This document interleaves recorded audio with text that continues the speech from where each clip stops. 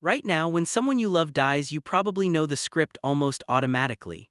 A phone call to make, a funeral home to contact, flowers, maybe a service, a burial, or a cremation, a gathering afterward where people say the same careful, comforting phrases. It feels almost procedural, something society has clearly figured out. But the real answer to how this all began is far stranger and far older than any of it, because grief itself may be one of the oldest, most deeply wired experiences your species has ever had. Here's a question worth sitting with. Did death always come with ceremony, or was there a time when your ancestors simply walked away from their dead the way most other animals do?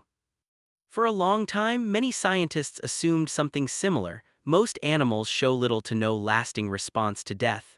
A herd moves on, a pack continues hunting, death is simply absorbed back into the ordinary rhythm of survival. So when did humans start doing something different?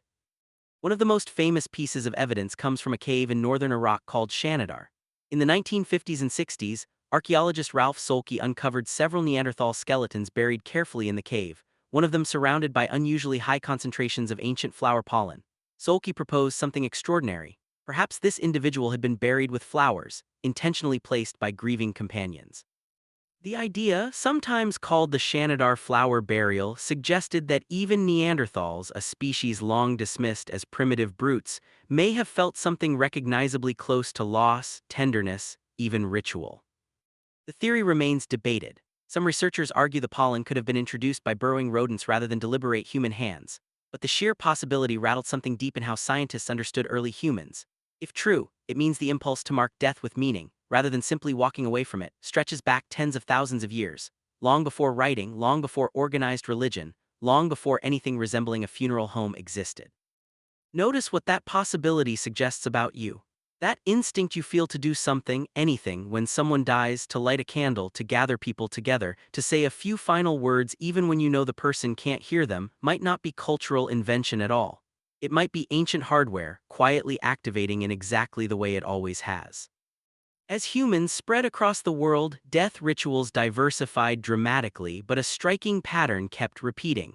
Anthropologist Paul Rosenblatt, who studied grief and mourning practices across dozens of cultures, found something remarkably consistent underneath wildly different customs. Nearly every culture developed some structured period of communal mourning, a stretch of time where the community explicitly acknowledged the loss together, rather than expecting the grieving person to quietly absorb it alone.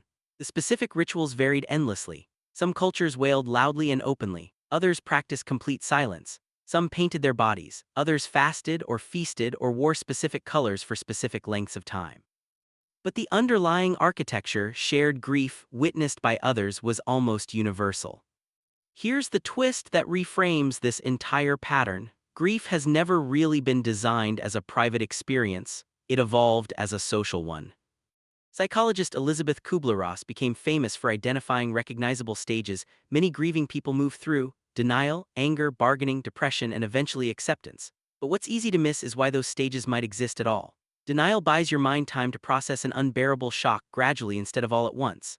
Anger and bargaining are attempts to regain some sense of control over an uncontrollable event. And the entire messy, nonlinear process seems to work best and resolve most successfully when it happens within a community, not in isolation. Humans who have social support during mourning tend to move through grief with fewer long-term psychological complications than those who grieve completely alone. Think about why that might have mattered thousands of years ago. In small ancient communities, the death of even one person threatened the group's stability. A hunter, a caretaker, a source of knowledge, wisdom, or protection, grief rituals may have served a second, hidden function beyond honoring the dead. They pulled the entire community physically together at the exact moment it was most vulnerable to fracturing, ensuring cooperation, resource sharing, and social bonds stayed intact during a genuine crisis. So the funeral wasn't just about the person who died, it was about keeping everyone else standing. This is where the modern mirror becomes strange and a little uncomfortable. Today, grief has quietly become more private than it's ever been throughout human history. Bereavement leave often lasts only a few days.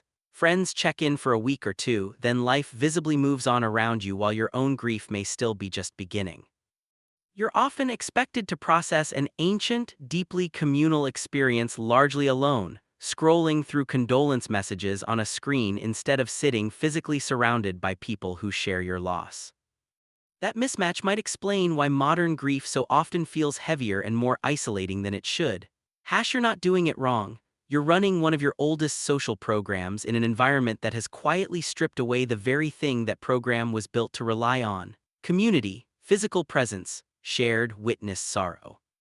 So the next time you attend a funeral, sit with a grieving friend, or find yourself unexpectedly overwhelmed by a loss, notice what's actually happening underneath the surface.